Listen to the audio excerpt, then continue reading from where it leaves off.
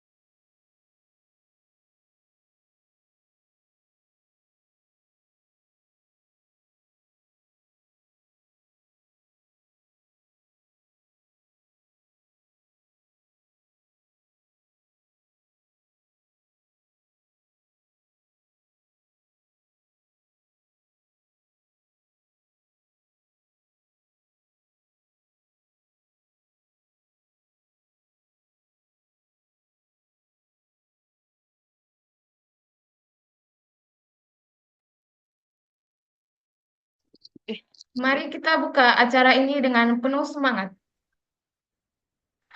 Baik, acara yang selanjutnya yaitu sambutan dari Dekan Fakultas Ekonomi, Bapak Nur Prasetyo, SOS MSI.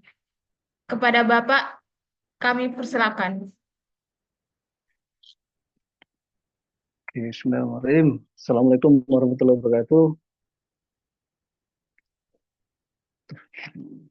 Salam. Terdengar ya suara saya? Dengar, Bapak. Oke, semangat, semangat. Oke, selamat pagi dan salam sejahtera untuk kita semua. Yang terhormat Bapak narasumber utama, yakni Bapak Bahtiar Hardiansyah Yusuf, STPMM, selaku narasumber utama ya, yang telah hadir dan tentunya berbagi ilmu di hari ini. Yang saya hormati, mungkin ada Bapak Ibu dosen, kemudian rekan panitia dan seluruh peserta webinar, bisnis webinar yang saya banggakan, baik dari mahasiswa Fakultas Ekonomi maupun dari fakultas lain di lingkungan Universitas Bakti Indonesia, serta masyarakat umum yang sudah berpartisipasi. Pertama-tama marilah kita panjatkan puji syukur kepada Allah Subhanahu wa taala, Tuhan Yang Maha Esa,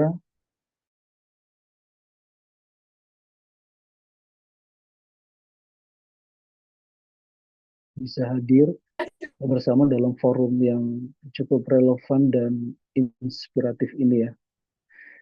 Saya sangat mengapresiasi terselenggaranya webinar, bisnis webinar ini yang mengangkat tema menarik sekali, raup cuan dari produk Cina, strategi impor untuk UMKM dan pebisnis pemula. Tema ini tidak hanya menarik tapi juga sangat kontekstual ya, terutama di tengah dinamika ekonomi global dan kebangkitan UMKM sebagai tulang punggung perekonomian nasional. Nah, di era keterbukaan pasar dan digitalisasi saat ini, kemampuan untuk menjalin rantai pasok internasional, terutama dari produk Cina, ini merupakan salah satu pusat produksi dunia. Dan ini merupakan kompetensi strategis yang perlu dimiliki oleh para pelaku usaha muda maupun UMKM. Jangan sambutan apa ya, kayak Lalu, nah, Fakultas Ekonomi tentu saja berkomitmen ya untuk tidak hanya menjadi pusat perkembangan ilmu pengetahuan, tapi juga menjadi ruang aktualisasi ide-ide kewirausahaan dan jejaring bisnis lintas negara bahkan ya.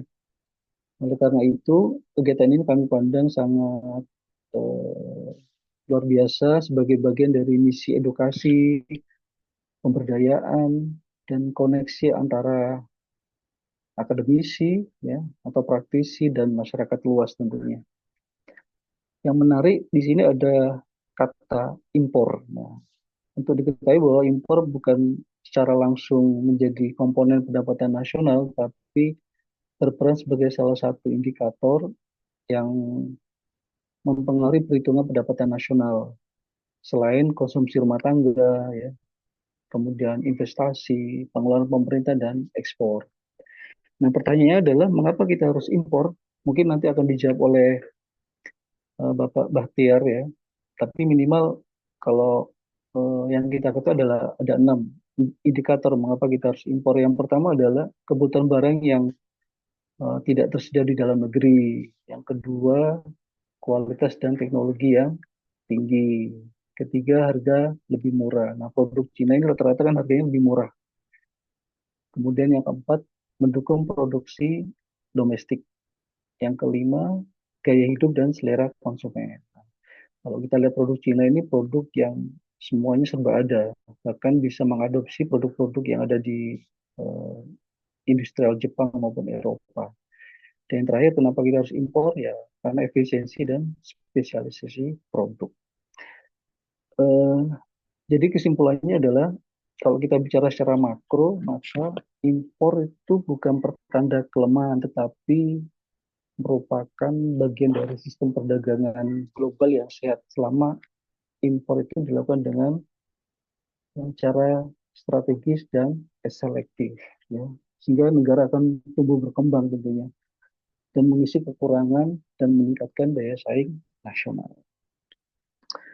Saya berharap bahwa para peserta dapat menyimak dengan antusias dan aktif berdiskusi karena ilmu yang dibagikan hari ini sangat aplikatif dan berpotensi membuka jalan yang usaha yang baru bagi pelaku bisnis pemula maupun UKM, dan tentu ini akan menjadi usaha baru yang produktif tentunya.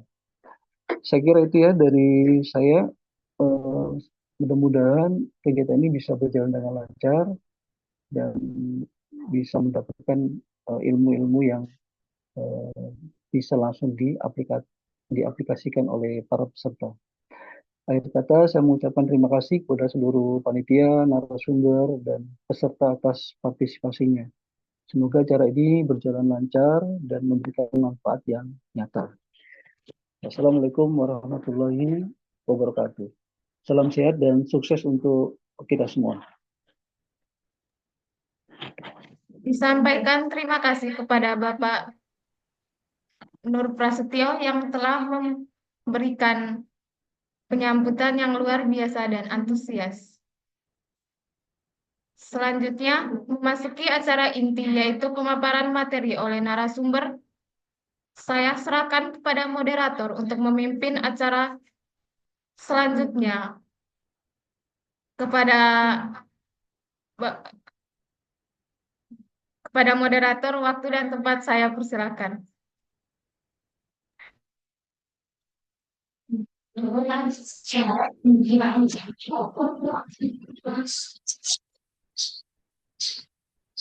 Baik, terima kasih Kak Feby. Assalamualaikum warahmatullahi wabarakatuh. Salam sejahtera dan selamat pagi bagi kita semua. Yang terhormat Dekan Fakultas Ekonomi Bapak Nur Prasetyo SOS MSI.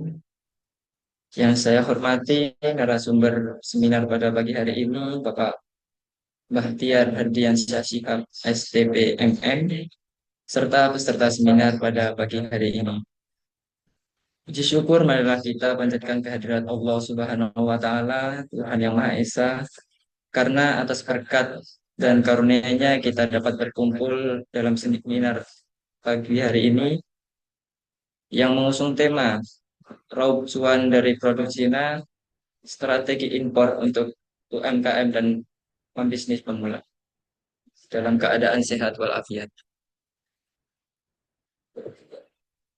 Sebelumnya izinkan saya untuk memperkenalkan diri. Perkenalkan, saya Lukman Nur Hamid yang akan memandu jalannya acara pada pagi hari ini. Teman-teman, seperti yang kita ketahui bersama, Cina merupakan salah satu manufaktur terbesar di dunia yang menjadi tujuan utama para pelaku bisnis yang ingin mendapatkan produk dengan harga kompetitif. Namun, proses impor tidak seperti yang biasa kita lakukan sehari-hari, memerlukan berbagai tahapan-tahapan yang harus kita pelajari mengenai prosedur legalitas, partner terpercaya, dan lain sebagainya. Oleh karena itu, melalui seminar ini, kita akan belajar langsung dari praktisi dan ahli di bidang impor agar dapat menambah wawasan kita dan peluang bisnis yang lebih luas. Izinkan saya untuk memperkenalkan narasumber kita pada pagi hari ini. Narasumber kita kali ini adalah sosok pemuda inspiratif yang kiprahnya sudah tidak diragukan lagi dalam dunia pemasaran dan kewirausahaan. Beliau adalah Bapak Bahtiar Hardiansyah Shihab, STP MM, lulusan terbaik Universitas Muhammadiyah Malang dan peraih top 3 Muslim Entrepreneur se-Asia pada tahun 2023 di Kuala Lumpur. Pengalamannya mencakup, beliau pernah menjadi CEO di komunitas pelatihan digital marketing masyarakat melek digital marketing atau bisa disingkat MMDM, serta aktif sebagai pembina tim business plan dan pengajar kewirausahaan. Beliau juga telah menulis beberapa publikasi ilmiah tentang strategi pemasaran dan perilaku konsumen, termasuk di jurnal internasional bereputasi. Saat ini beliau banyak membimbing pengusaha pemula dalam memulai bisnis berbasis digital dan marketplace termasuk impor barang dari Cina. Langsung saja tanpa berpanjang lebar, marilah kita sambut dengan hangat pemateri kita pada pagi hari ini, Bapak Bahtiar Hardiansyah Shihab, STPMM. Kepada beliau kami persilahkan untuk menyampaikan materi dengan durasi kurang lebih 50 menit. Kepada Bapak Bahtiar, waktu dan tempat dipersilakan. Bismillahirrahmanirrahim. Assalamualaikum warahmatullahi wabarakatuh. Waalaikumsalam warahmatullahi wabarakatuh. Alhamdulillah wa syukurillah la haula wa la quwata illa billah amma ba'du. Teman-teman sekalian, hari ini saya akan mengajarkan, bukan teman-teman lagi ya, adik-adik sama bapak-bapak dan ibu-ibu sekalian, karena ada dari masyarakat umum juga. Saya akan memberi ilmu, sharing ilmu tentang bagaimana sih cara impor barang dari Cina. Nah, untuk adik-adik, teman-teman, bapak-bapak, ibu sekalian, jika keaktifan pada hari ini akan mendapatkan hadiah dari panitia, entah berupa uang atau berupa barang Saya juga kurang tahu, makanya dari itu bisa aktif di kolom chat atau bisa langsung tanya menghidupkan mic-nya ya. Apakah semuanya sudah siap? Bisa ditulis di kolom chat.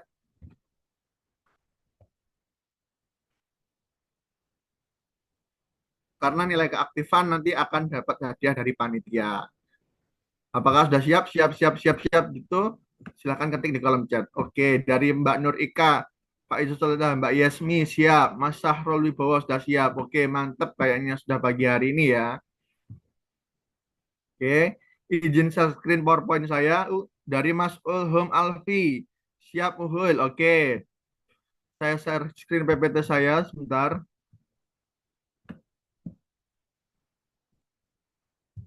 Apakah sudah terlihat?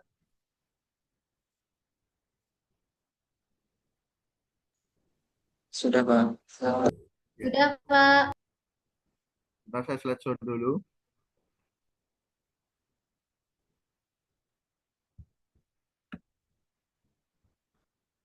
Pada pagi hari ini saya akan mengajarkan bagaimana strategi impor dari Cina dengan tema raup cuan dari produk Cina, strategi impor untuk UMKM dan pebisnis pemula yang disusun oleh Bahtiar Hardiansyah Shihab STPMM. Teman-teman sekalian, seperti yang telah dikatakan Bapak Pras tadi, Bapak Dekan kita, alasan impor dari Cina itu kenapa? Karena harga di Cina itu harganya lebih murah. Kenapa di Cina itu bisa harganya lebih murah? Dikarenakan mereka itu punya standar operasional yang baik. Misalkan di sini buat katakanlah pulpen, mereka di sini masih manual, di Cina pakai alat mesin yang canggih. Jadi biaya operasional lebih rendah, sehingga harga di Cina lebih murah. Sekaligus variasi produk yang sangat banyak di Cina, itu produknya sangat banyak, kita bisa milih produk yang lucu-lucu, yang lagi in, lagi sekarang itu Cina nggak pernah ketinggalan zaman. Yang selanjutnya, akses global melalui e-commerce global. Nanti akan saya ajarkan bagaimana sih mengakses mudah dengan e-commerce global. Yang selanjutnya, mendukung inovasi tren baru. Nah, kalau di Cina itu barang yang sudah tren, tidak tren, sudah tidak diproduksi lagi. Jadi hanya barang-barang tren yang akan diproduksi lagi. Selanjutnya, kemudahan jasa pengiriman dan forwarder. Jadi di Cina itu banyak sekali jasa ekspedisi pengiriman dari Cina ke Jakarta. Itu adalah forward ekspedisinya terbanyak di antar negara. Daripada Malaysia ke Indonesia, dari Singapura ke Indonesia, itu paling banyak ekspedisi forwarder dari Cina ke Indonesia. Oke. Nah, sekarang barang-barang apa yang dapat diimpor dari Cina? Barang-barang ini adalah barang-barang yang kecuali tidak dapat diimpor dari Cina. Seperti obat-obatan, itu tidak dapat kita impor. Kedua, kosmetik tidak dapat kita impor. Bahan pangan tidak dapat kita impor. Bahan yang termerek, maksudnya bahan yang termerek itu seperti apa? Seperti Huawei, misal printer Epson, mesin cuci Samsung, itu sudah tidak bisa karena sudah barang yang termerek. Mereka punya regulasi sendiri bagaimana mengimpor barang tersebut. Selanjutnya, barang lartas. Barang lartas ini barang yang bisa diimpor, tapi dibatasi oleh pemerintah. Nah, maka dari itu saya tidak menyarankan mengimpor barang lartas. Karena barang lantas itu selain dibatasi, penjualannya nanti juga susah di Indonesia. Kemudian barang yang dilarang oleh negara, misal narkoba dan sebagainya, itu kan barang-barang yang dilarang oleh negara. Jadi tidak bisa. Nah, sebelum impor barang dari Cina, kita itu, sebelum impor barang Cina, kita itu harus membandingkan harga barang di Indonesia sama barang di Cina itu bedanya selisihnya berapa kali lipat gitu. Misal kemarin tadi pagi, bukan kemarin sih, masih tadi pagi saya survei berdasarkan observasi saya, ini adalah pulpen lucu ya buat anak-anak SD. Itu harganya di Cina semahal-mahalnya 3.316. Tapi di marketplace Oren itu sudah dijual sebesar 20.000. Bayangkan bagaimana keuntungannya kita saat menjual barang-barang di Cina. Lah, Pak, itu kan nanti belum termasuk ongkos kirim dan pajak. Nah, setelah saya hitung, kemarin ini ongkos kirimnya kenanya per produk cuma 8.500 Berarti untungnya bisa 100% lebih. Untuk jual pulpen aja lah ya, sederhana. Selanjutnya nih pensil warna, semahal-mahalnya di Cina jika rupiah itu 6.134. Sedangkan di toko oren itu sebesar 10.000. Saya hitung, ini masih untung tadi. Saya hitung pajaknya, bea cukai dan sebagainya, itu kenanya 8.500 sudah sampai rumah kita, rumah Banyuwangi maksudnya. Karena ada ongkos kirim dari Jakarta ke Banyuwangi nanti.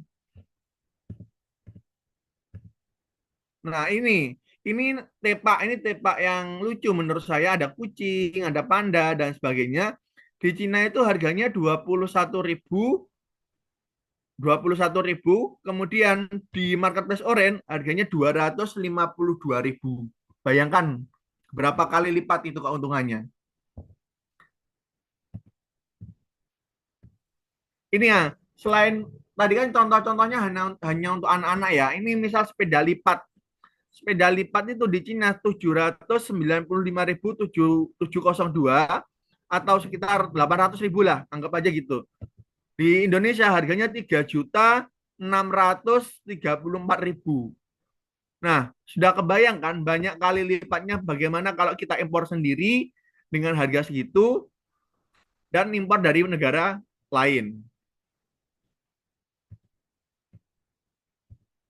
Ini contoh-contohnya, ini tas buat anak PAUD ya. Tas buat anak PAUD di Cina kulaknya 12.599, di marketplace Indonesia toko oren yaitu 82.260. Ini observasi tadi pagi, Mas Ian. Sebelum dari barang-barang, sebelum saya lanjut ke istilah impor, ada yang ditanyakan nggak, open mic atau kolom komentar juga nggak apa-apa, masalah harga-harga dulu.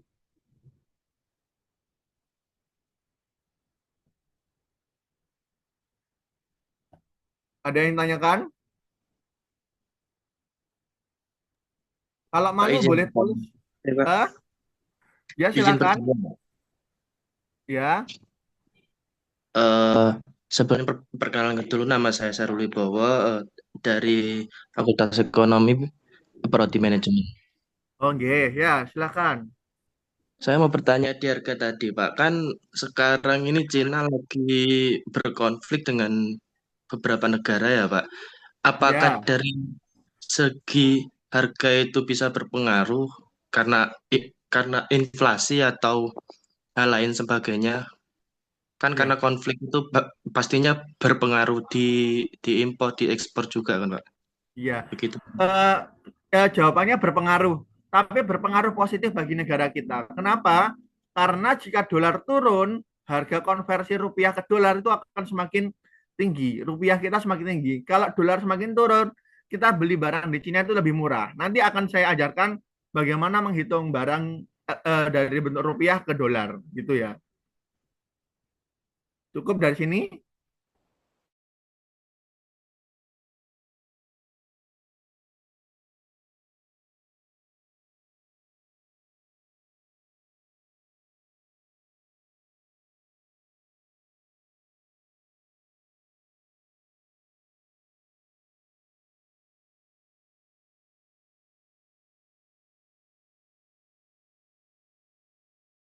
Misalnya dibikin seperti dirancang seperti ini dan kita rancang juga, kita kayak ambil hmm, contekan lah dibilang Ya. dan Jadi, meniru produknya. Atau tidak maksudnya bisa, Mas Pak. Aldi itu barang-barang dari Cina itu kita buat referensi untuk kita buat sendiri gitu. Iya, biar tidak dibebani oleh harga, Pak.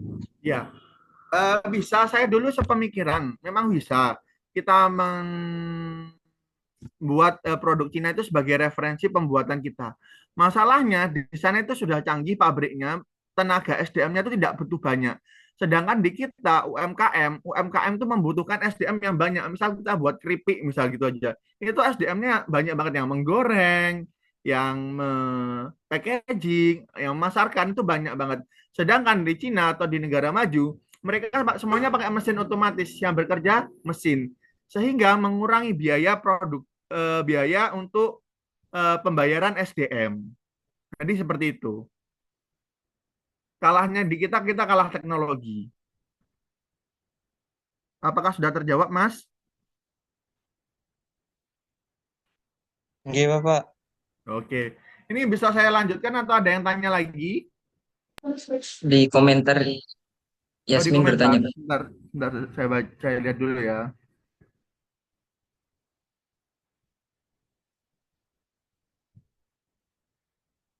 Ah,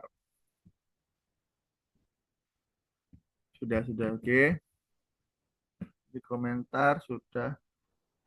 Ah, berapa hitung ongkir per produknya, Pak? Ya, habis ini ya kita belajar bareng. Nah, sudah cukup ya? Ada yang tanya lagi? Oke, lanjut ya.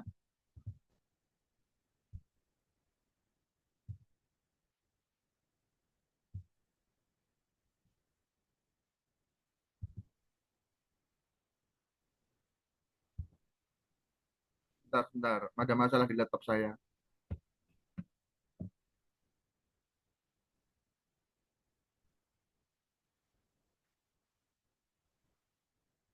Oke. PPT saya sudah kelihatan.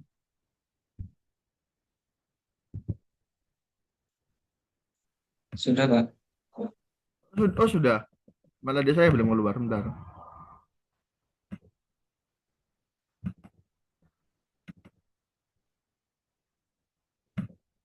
Sudah ya kelihatan ya PPT saya? Ya, Pak. Oke. Bentar saya X dulu. Ada masuk.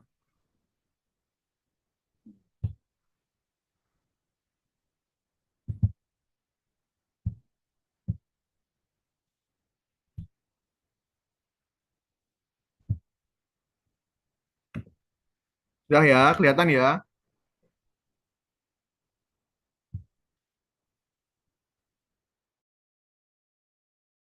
Belum kita memulai impor, kita Dan harus mengerti tentang si istilah ini dulu. Yang pertama, US dollar. Pasti tahu ya, mata uang Amerika.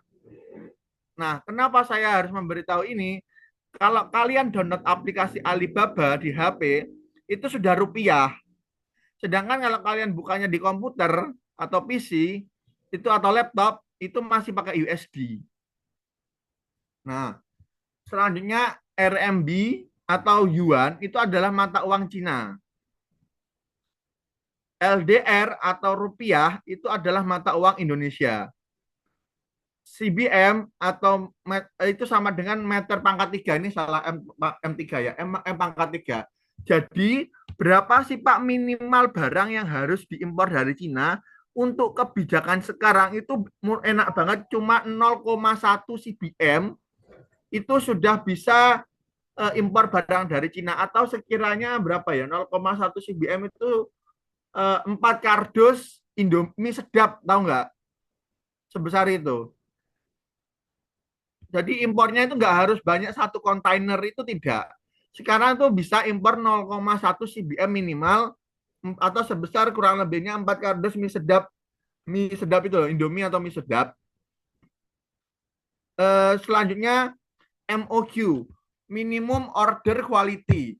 Jadi kalau di Alibaba nanti ada tulisannya MOQ, minimal order quality, itu eh, jangan dihiraukan. Jadi kok Pak saya ingin impor apa ya, spare part motor misal. Kan kalau Yamaha, Honda itu nggak boleh. Tapi kalau kita impor spare partnya bisa.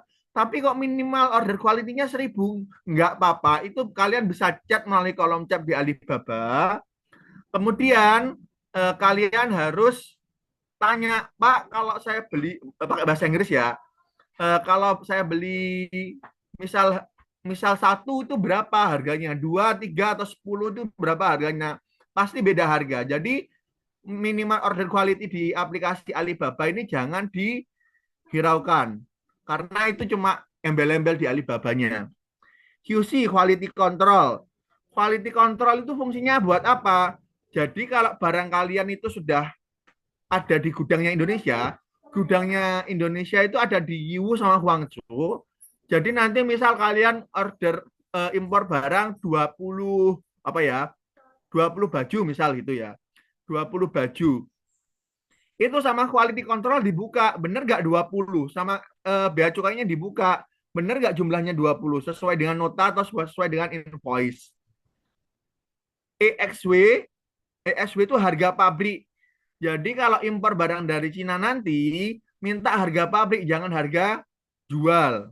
Boleh kayak gitu. Jadi harga di Alibaba itu sebenarnya harga masih bisa turun lagi. Karena itu harga jual, bukan harga EXW, harga dari pabrik. Marking code itu nomor resi. Forwarder. Sebentar ya. Novel, main di luar. Om lagi ngajar. Selanjutnya, forwarder itu yang mengurus pajak sama ongkir ke Indonesia. Nah, ini penting banget. Forwarder itu mengurus pajak kita sama ongkos kirim dari Cina ke Jakarta. Terus siapa Pak yang menghitung pajak? Ya si forwarder ini. Misal kalian sudah mau impor, sudah cocok nih dalam hati membeli 20 barang di Cina, misal knalpot misal gitu. Sama si forwarder ini dihitungkan nanti pajaknya. Pak, kenapa kok kita nggak ngitung sendiri? Karena itu bukunya tebel banget dan setiap barang pajaknya beda-beda. Jadi si forwarder nanti yang menguruskan, memberitahu pajaknya segini Pak, mau diambil apa enggak, gitu yang ngurus forwarder. Sama ongkir ke Indonesia nanti bayarnya berapa ke forwarder. Terus berapa sih Pak ongkir ke Indonesianya? 1 CBM itu 3.500.000, sedangkan 1 CBM itu sekitar setengah pickup. Lah Pak, kalau impor 0,1 CBM berarti berapa? Ya bagi aja 3.500.000 dibagi 0,1 CBM. Sekitar 200 apa 100 berapa itu? Bagi aja. Jadi itu fungsinya forwarder ya. Istilah lain OEM, memberi merek sendiri pada barang. Jadi kalau adik-adik dan teman-teman Bapak Ibu punya usaha mau di OEM atau istilahnya mau dimereki sendiri pada barang, itu namanya OEM. Bilang ke penjualnya mau dimereki sendiri. Nah, yang ke-12, GZ itu Guangzhou. Guangzhou itu apa? Ini adalah gudangnya Indonesia untuk dikirim ke gudang Indonesia yang berada di Cina. Kalau YW apa? Yiwu sama, itu adalah gudangnya Indonesia yang ada di Cina. Selanjutnya, marking code itu apa? Kode impor. Kode impor kita cuma punya satu kita. Kode impor nanti bilang ke penjualnya kalau harus ditempelkan pada kardus yang akan dikirim. Karena itu kode kita, biar nggak hilang barang kita. Ada yang ditanyakan dari istilah-istilah impor dulu? Saya Bapak, Ya silakan Kak Aldi. Guangzhou ini kena pajak di dalam negeri Cina atau tidak Bapak? Guangzhou itu nama kota di Cina. Jadi gudangnya di Cina. Misal kamu sudah impor nih di Guangzhou. Misal mau dikirim ke jadi gini, impor dulu. Kalau mau impor, tanya tempatmu itu sama Guangzhou sama Yiwu itu deket mana gitu. Kalau deket sama Guangzhou, kirim barangnya ke Guangzhou. Itu tuh nama lokasi lokasi gudang warga negara Indonesia di sana.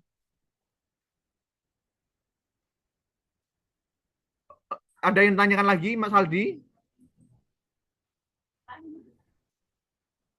Tidak ada Bapak. Ada yang ditanyakan lagi masalah istilah-istilah impor?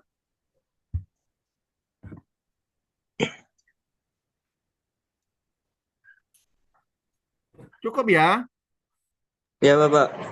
Oke. Nah, untuk impor itu ada dokumennya. Jadi kalau kalian sudah chattingan di Alibaba atau di tempat, kalian harus minta ini. Dokumen ini yang nomor 1 sama 2. Kalau yang 3 nggak wajib, nggak apa-apa. Karena kita ada forwarder yang menghitungkan pajak. Performa invoice itu nota. Jadi barang apa aja yang yang akan kita impor, kita impor. Packing list itu berapa jumlah berat sama barang kita. Sebentar ya, saya kasih dokumen saya dulu, biar paham sampai sini. Kalau ini masih belum paham, sabar. Soalnya ini masih pra pra pengenalan istilah dulu. Saya buat pra dulu. Sebentar.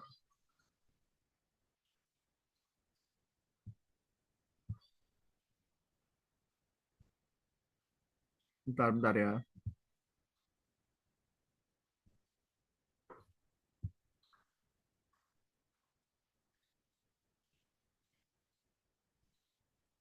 Kelihatan nggak performa invoice saya? Halo?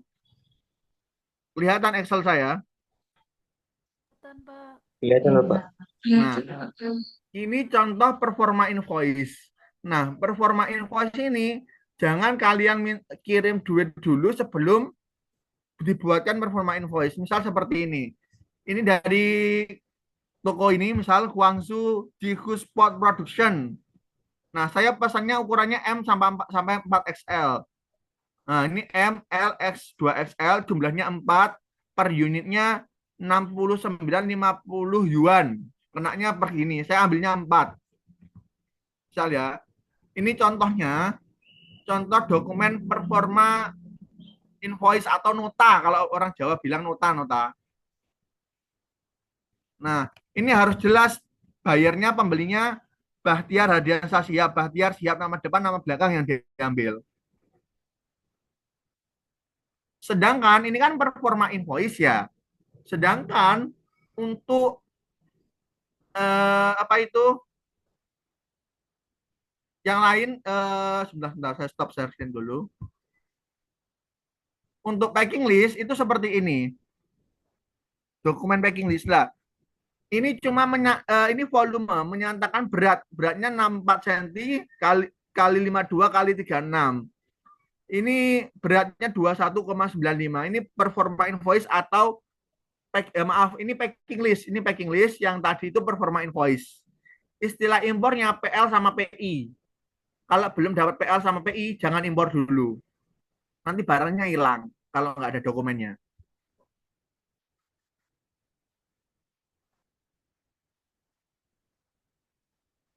Oke, saya lanjut ya. Ini dokumen yang wajib harus kita punya.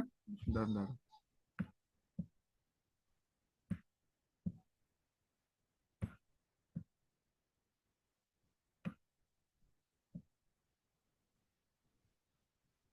Ini dokumen yang kita punya, performa invoice itu notanya, packing list itu berapa berat sama volumenya.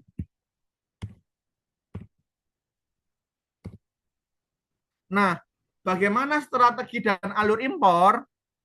Yang pertama, pabrik atau supplier kita komunikasinya lewat apa? Lewat aplikasi Alibaba. Jadi download di HP aplikasi Alibaba, terus bikin akunnya, terus tanya ke sana, Pak, saya butuh barang ini seperti ini, screenshot aja, jumlahnya 8, 9, 20, 15, barang-barang ini sekian, kemudian tanya, boleh minta dokumen performa invoice sama packing list. Loh Pak, kok saya kan masih lihat-lihat dulu, belum tentu beli. Nggak apa-apa, belum tentu beli minta dokumen tersebut. Kalau menggagalkannya ya sudah, Pak, ternyata masih mahal untuk dijual di Indonesia, itu sudah cukup menggagalkannya. Selama kita belum ngasih nomor alamat kita di Yiwu sama Guangzhou sama nama kita. Nah, jadi digagalkan nggak apa-apa. Tanya sebanyak-banyaknya, banding-bandingkan harga-harganya dari aplikasi Alibaba tersebut. Terus minta selain Alibaba itu ada AliExpress. Ini AliExpress. Kalau Alibaba itu buat grosir, AliExpress itu untuk satuan. Saran saya pakai Alibaba saja karena harganya lebih murah kalau harga grosir. Atau Taobao, ini marketplace khusus Cina, tapi pengoperasiannya agak sulit karena pakai bahasa Cina. Atau 6188.com itu juga pengoperasiannya agak sulit. Atau dari pabrik langsung. Kalau kalian nemu di Alibaba yang dia produksinya cuma barang-barang itu doang, misal pulpen, semua produknya pulpen, semua biasa. Jadi dia produksi sendiri. Itu dari pabrik langsung nggak apa-apa. Terus Pak, kalau sudah saya cocok, minta dokumen packing list sama performa invoice, itu gimana Pak? Kalian minta lihat dokumennya, minta harga XXW atau harga sesama orang Cina, karena kita punya gudang di Cina. Baru minta dokumen packing list, PL, PI, packing list, performa packing list, sama performa invoice, dan marking code. Kalau marking code nggak wajib, yang penting dua dokumen itu dulu. Kemudian setelah kita cocok misal, cocok ya, cocok kalau misal cocok, tanya ke forwarder. Forwarder ini aku punya dokumen packing list sama performa invoice, hitungkan pajak sama ongkos kirim ke Jakarta. Itu berapa forwarder? Tanya ke dia. Menghitung pajak ke ongkos kirim dari Cina ke Jakarta sama forwarder. Oh, Mas Ihab ternyata dari Cina sampai Jakarta ongkos kirimnya 900.000 karena cuma 0,1 CBM. Misal seperti itu ya, misal seperti itu. Oh, eksekusi. Kan kita eksekusi ya, baru kita kalau barangnya sampai di Jakarta, kita pakai cari ekspedisi JNT Kargo atau apa biasanya ekspedisinya. Yang kargo-kargo itu dari Jakarta dikirim ke Banyuwangi. Ntar lebih detailnya ini. Mohon semuanya perhatikan, ini detail alurnya impor. Yang pertama, kita komunikasi dulu di Alibaba atau di pabrik. Kalau sudah kalian klek sama Alibaba sama pabrik, harganya sudah cocok, kalian pilih produknya sama jumlah produknya. Sudah cocok sama tokonya kan? Pilih produknya dan jumlah produknya, merek apa, warna apa, itu kalian pilih. Selanjutnya minta dokumen packing list dan performa invoice PLPI sama kayak tadi. Nah Pak, kalau seumpamanya dari sini ternyata nggak cocok gimana? Kembali lagi ke Alibaba atau pabrik, cari supplier yang apa? Yang cocok sama kalian. Sampai sini gimana Pak? Kembali lagi ke sini nggak apa-apa, cari produk. Asalkan jangan sampai memberikan marking code kalian sama alamat kita di Cina sama Guangzhou. Ya, sama nomor HP kita jangan diberikan dulu. Boleh, kalau ini nggak jadi boleh, kita banding-bandingkan dulu harganya boleh. Nah, kan kita tadi hitung HPP kan, jadi dibandingkan dulu harganya, kalau cocok baru kita eksekusi. Nah, misal nih kalian sudah cocok, dihitung HPP-nya sudah cocok, dari Alibaba pabriknya sudah cocok. Pembayarannya gimana, Pak? Pembayarannya minta ke dia, di Alibaba itu minta ke dia Alibaba Link Payment. Jadi minta link Alibaba Link Payment. Nanti itu langsung tertulis semua di situ barang-barang yang kita beli, kayak di Shopee gitu loh. Kayak di Shopee tertulis semua, terus dibayar pakai Bank Indonesia seperti BRI sama Mandiri. Untuk BCA sama BNI tidak bisa. Yang bisa setahu saya Bank Indonesia itu BRI sama Mandiri.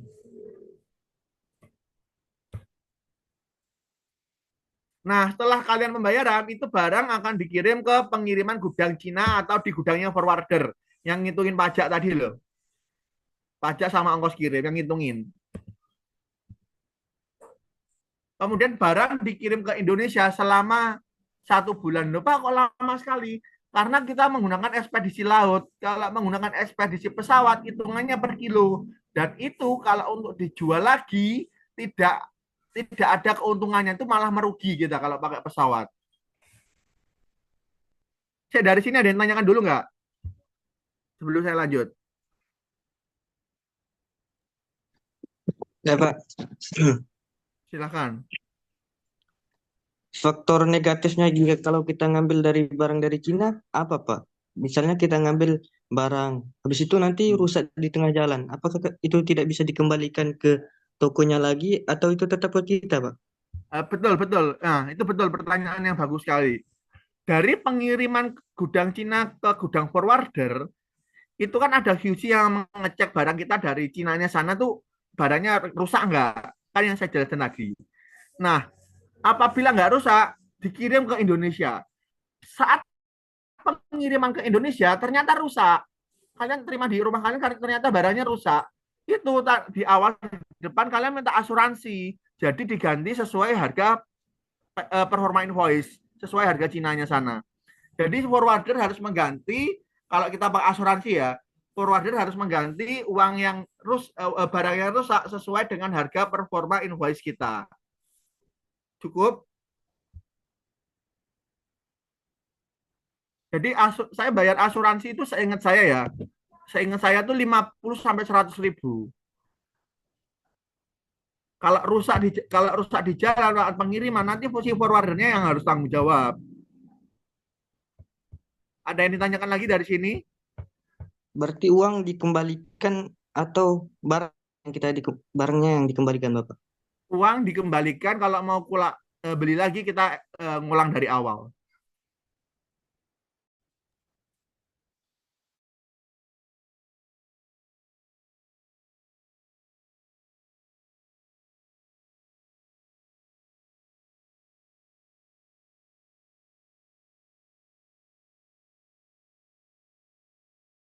Kolom chat, sebentar. Langsung ngomongnya kolom chat biar. Oh, bukan ya, Pak. Syahrul Wibowo. Pertanyaannya gini, Pak. Berarti di setiap pabrik ada harus asuransinya ya, Pak? Gitu. Di setiap pabrik harus, bukan pabrik yang memberi Ada asuransi, harus. forwarder. Jadi kan barang, misal kita kalau dari Banyuwangi kirim ke Surabaya. Dari Banyuwangi ke Surabaya nanti ada QC yang kontrol ini jumlahnya benar nggak, sama nggak. Terus ada yang rusak nggak. Kalau yang ada yang rusak nanti si forwarder konfirmasi. Pak Sihab, ini barangnya ternyata ada rusak satu. Nanti kita konfirmasi ke penjual. Pak, rusak satu ini gimana? Nanti si penjual harus mengembalikan uang yang rusak saja. Tapi kalau rusaknya selama pengiriman dari Cina ke Indonesia, itu forwarder yang harus ganti. Karena kita udah bayar asuransi di depan. Cukup yang menanyakan?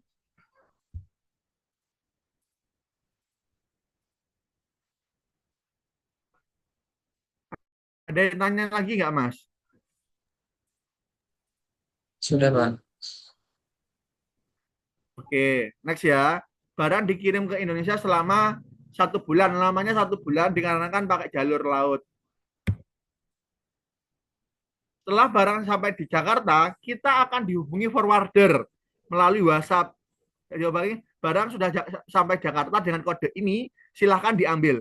Nah, kita nanti cari kargo, biasanya saya pakai JNT Kargo ya. Pakai JNT Kargo untuk mengambil barang. Nanti JNT Kargonya kita kasih kodenya ke JNT-nya. Mas, ambilkan barang dengan kode ini. Dengan kode ini di alamat ini gitu. Nanti si JNT Kargonya setelah sampai di kantornya menimbang, ini Mas beratnya ternyata segini, kirimnya segini. Kalau kalian sepakat, kirim ke Banyuwangi. Terus next ya, ada yang tanya lagi?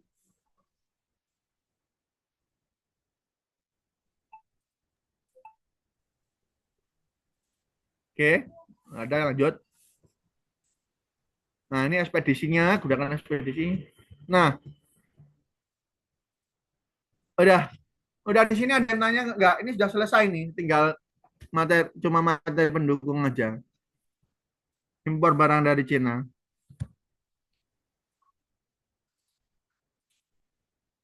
Ada yang ditanyakan? Halo, Mas Aldi, ada yang ditanyakan? Komentar ada, Pak. Komentar, Mas. Tolong bantukan komentar, Mas.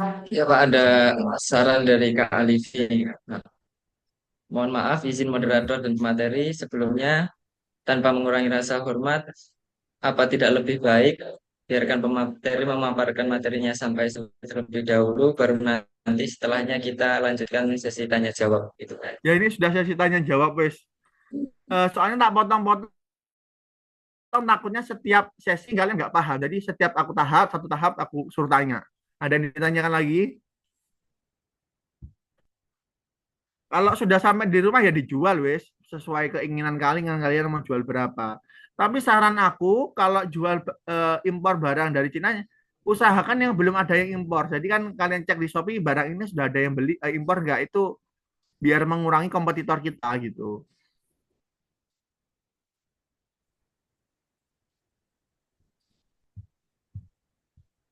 Ada yang menanyakan lagi nggak?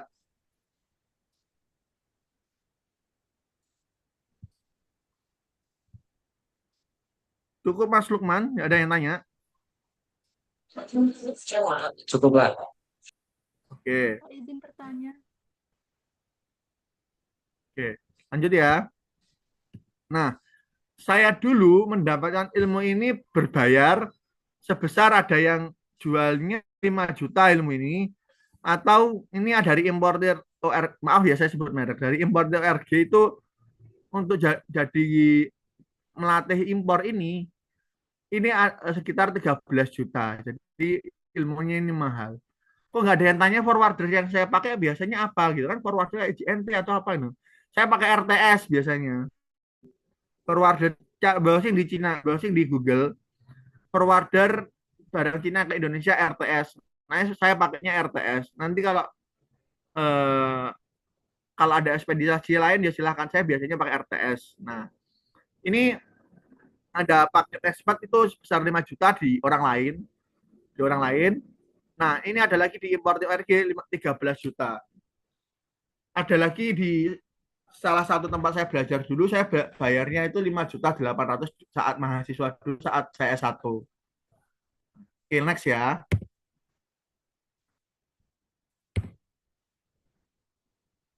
Jika peserta di sini ingin mendapatkan pendampingan secara intensif dalam mengimpor barang dari Cina, Bapak Bahtiar bisa mendampinginya dengan harga sebesar 5 juta rupiah. Terlalu mahal nggak ini? Bilang komen-komen kalau terlalu mahal.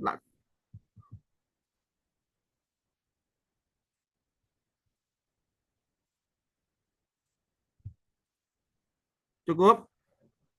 Sudah? Bilang aja kalau bilang terlalu mahal. Mahal Bapak. Oh ya, oke, tak turunin wes. 2.500.000 masih terlalu mahal nggak? Ada hadiah loh untuk peserta teraktif.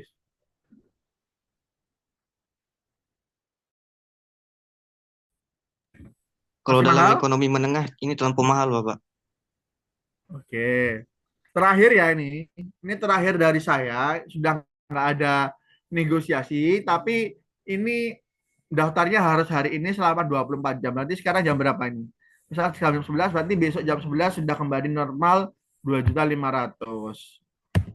Nah, ini 1.500.000 ini tawaran saya dari terakhir.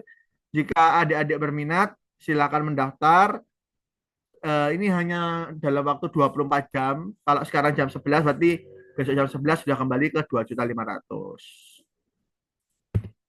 Oke, cukup. Terima kasih dari saya. Ada yang ditanyakan lagi?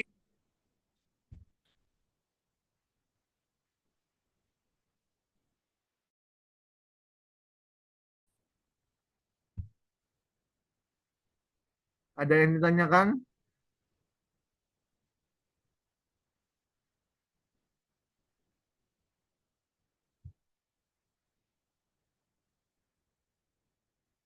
Cukup. Sejauh ini pernah mengalami order jong, Pak? Apa tidak sesuai? Sejauh ini saya belum pernah mendapatkan order jong, tapi biasanya orang terkecoh sama harganya yang terlalu murah terus nggak sebanding dengan harga biasa seharganya. Misal kemarin itu ada teman saya impor itu loh, tempat makan yang apa itu yang tumpuk-tumpuk itu, rantang ya. Rantang itu harganya murah cuma 7.000. 7.000 ternyata sampai di sini barangnya agak lentur gitu, kurang efektif untuk dipakai. Terus juga saran saya jangan impor baju, celana, fashion itu karena Indonesia sendiri bisa produksi, terus jualnya itu susah, kompetitornya terlalu banyak sudah.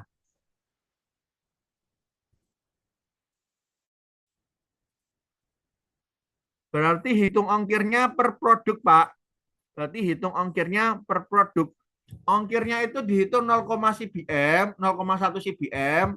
Nanti kamu hitung jumlahnya dalam 0,1 cbm itu dalamnya berapa. Kamu bagi total pengeluaranmu dibagi sama jumlah produk.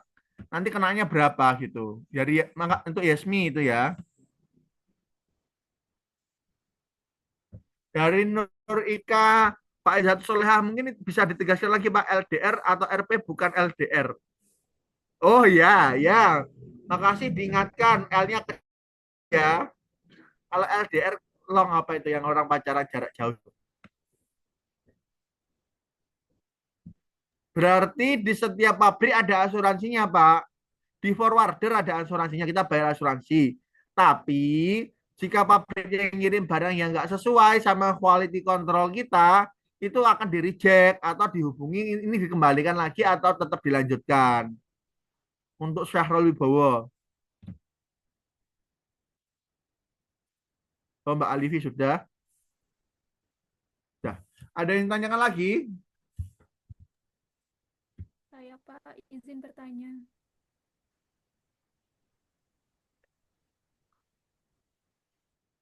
Oh, ini ada yang tanya. Salah nggak sih Pak kalau kita lebih suka produk di luar negeri daripada produk lokal? Pendapat saya kalau salah, kalau di negara kita bisa produksi, kenapa kita harus impor? Itu yang salahnya. Benarnya, kalau di negara kita nggak mampu membuat hal tersebut, kita harus impor. Itu salah sama benarnya. Misal kita sudah bisa bikin cemiti, ternyata kita malah impor cemiti, itu salah.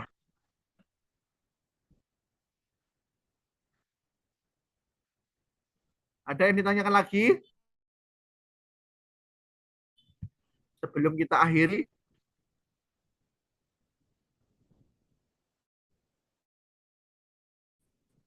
Sudah, Pak. Oke.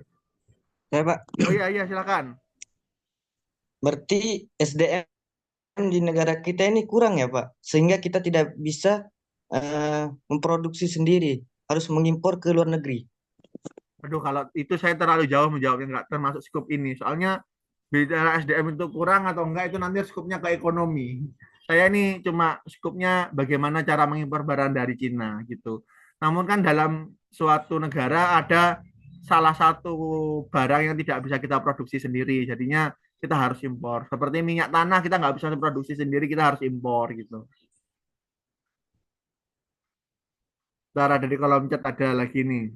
Ntar tak bacakan satu-satu.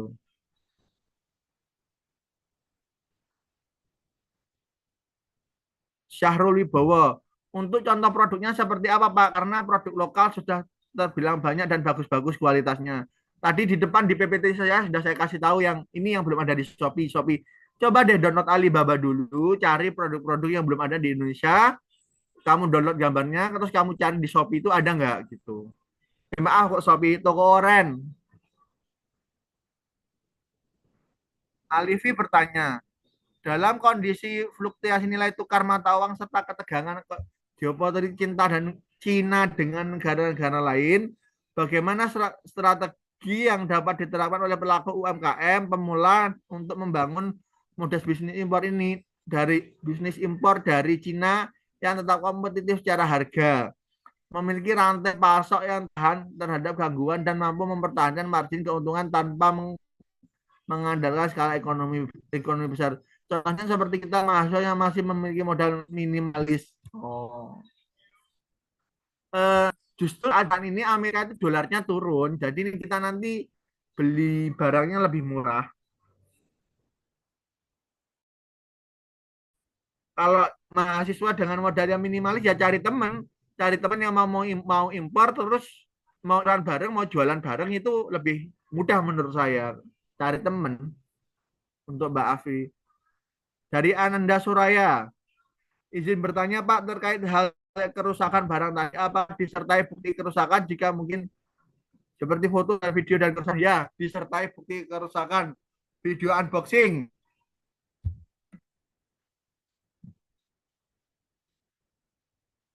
Ada yang ditanyakan lagi?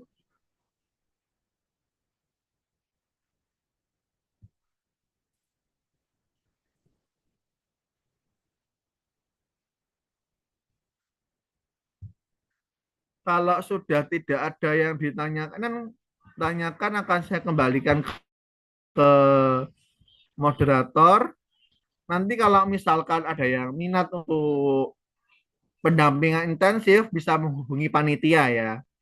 Terus masalah siapa yang paling aktif atau tidak, ya bukan tidak. Yang paling aktif itu nanti panitia sendiri yang akan memberikan hadiah tersebut. Terima kasih. Jika tidak ada pertanyaan dari saya, wassalamualaikum warahmatullahi wabarakatuh. Aman Ika. Nur Ika.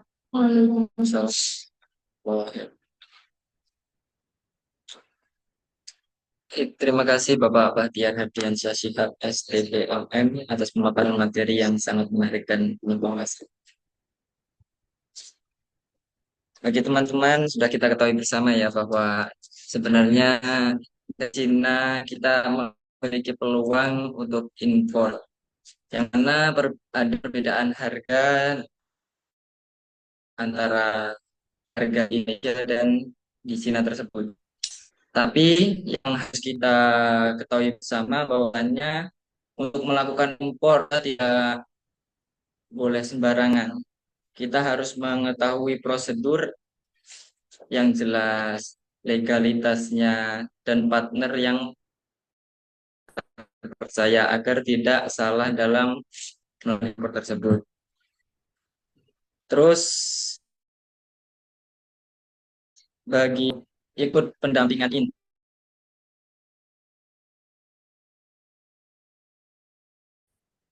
untuk 24 jam pertama kali ini masih di harga 1.500.000. Kemudian kalau nanti sudah besoknya atau hari-hari berikutnya sudah kembali ke harga normal. Gitu ya.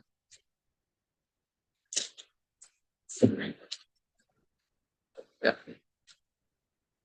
Untuk selanjutnya saya akan menyebutkan peserta-peserta teraktif pada seminar pagi hari ini yang akan mendapatkan sedikit bonus dari panitia.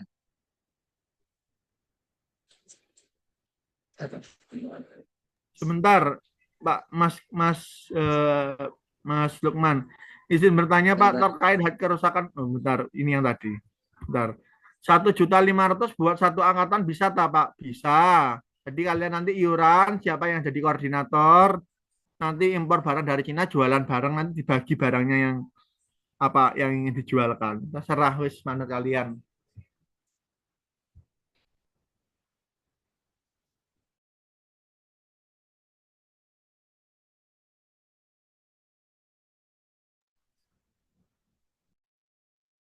Ada lagi yang mau ditanyakan terkait pendampingan Intes mengenai impor? Bisa tanyakan lagi.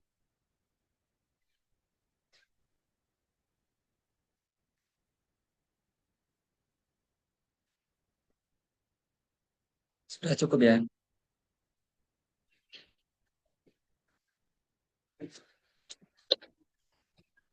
Kalau masih ada pertanyaan lagi, nanti bisa menghubungi panitia, teman-teman.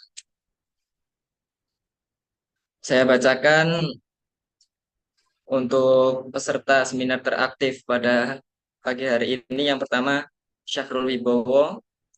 Yang nomor 2, Aldi Hidayat. Yang nomor 3, Nurul Ika. Bisa menghubungi panitia untuk mengambil bonus. Selanjutnya, saya kembalikan waktunya kepada Mbak Feby selaku MC. Terima kasih.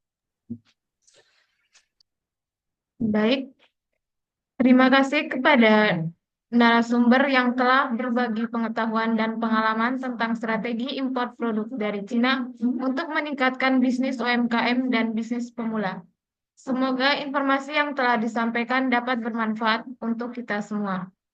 Saya juga ingin mengucapkan terima kasih kepada Dekan Fakultas Ekonomi, Bapak Nur Prasetyo, SOS MSI, yang telah berkenan memberikan sambutan pembuka pada webinar hari ini.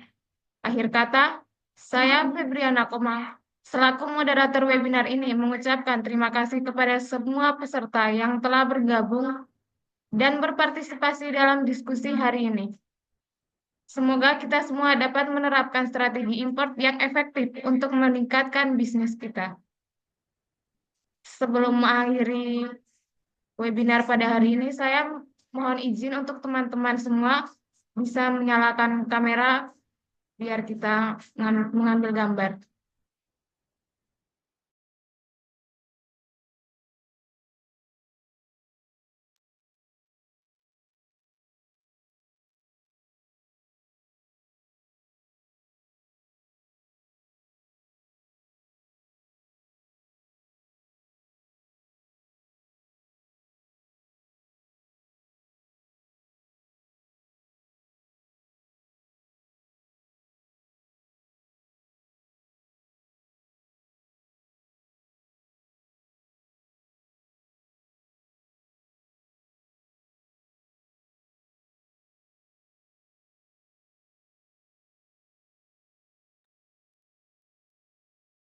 Oke, terima kasih.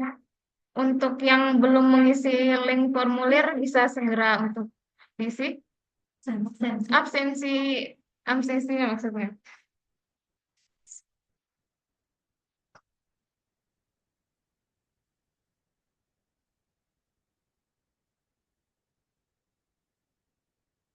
Apakah semua sudah mengisi absensi?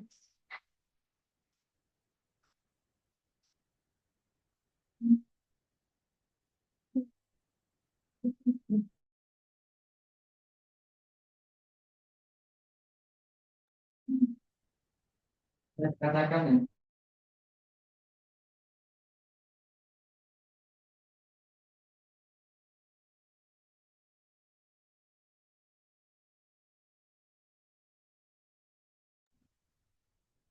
Untuk link absensinya segera diisi ya, soalnya kita butuh bukti untuk membuat sertifikat.